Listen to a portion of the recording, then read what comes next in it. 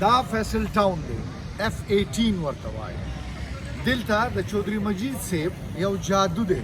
هغه څه جادو دی چې کله هم هغه څه اناونسمنټ وکړي که هغه د F18 وي او که د فیصل هیلز وي هغه فایلونه دونه ګران خرڅېږي چې سوچ هم نشته. نن تاریخه پورې ما دا اورېدلي وو په ګاډو باندې ونشته، په ځمکې باندې ونشته، پلنډکي شی باندې ونشته، دې شی باندې ونشته، وړوکي شاندې پلاټ باندې یا یو فایل باندې هم ون وي. دا تپوس کول غواړم چې دلته زموږ یو ډېر زبردست پراپرټي سره تړلې دوست دی جی. السلام علیکم سر راځئ. السلام علیکم، څنګه یې جی؟ خیر خیریت دی؟ دا راته وایي جی دا فیصل هیلز والا پلاټ د دې وخت کې څه پرایس دی؟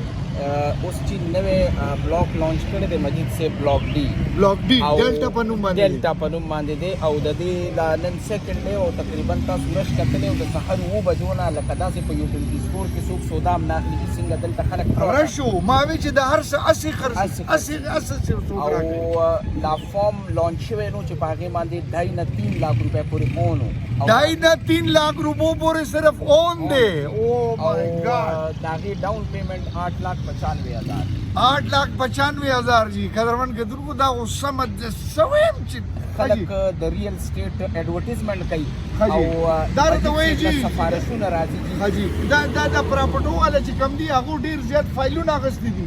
جی جی فایلونه اوچت کړي دي، ډایرکټ اوچت کړي دي. السلام علیکم.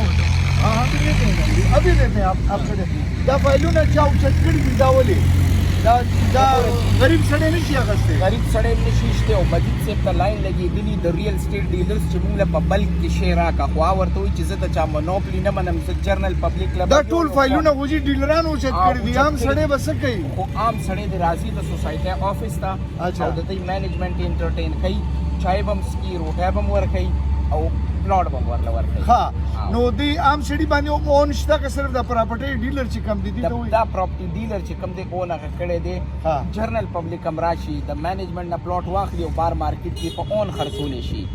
مجید صاحب جرنل پبلیک ریګارډ کوي چې یو سړی ما ته چا وایي مجید صاحب په خپله دا شی ګرانوي او بیا ارزانوي، بیا مارکیټ کې تیزي راولي او بیا کمیرا ولې دا رښتیا دي که غلط دي؟ جی د اکنامکس یو اصول د ډسټریبیوشن اف ویلث. یو سړی هېڅکله مارکیټ ډرایو کولی نشي، ته بس سپیسیفیک ټایم پورې وکړي، یو میاشت پورې 2 میاشتو پورې. خو د مجید صاحب یو نیم دی فور لاست 35 years how you will sustain a market for 35 years. اچھا نو دقسې دا چل ولوي بالکل نه وي چې د دې په بیک باندې د هغې ګډ ویل ډیولپمنټ دی. شارټ فور د شارټ ټایم وي خو لکه فور د لانګ ټایم یو هیو ټو پرفارم جی. قدرمن کتونکو د شارټ غونډې انټرویو جی او ډېر زبردستې خبرې وشوې. دې کې زه تاسو ته دا فیصل هیلز والا چې کوم پلاټ دی 59 lakhs یعنی یو کم شپېته لکو باندې 15 مرلې او چې کوم د 8 مرلو دی هغه تقریبا په 80 लाख دی جی. انسټالمنٹ پلان دی 3 लाख روپے پر منتھ والا پلان دی جی. غریب سړی نشي اخیستی.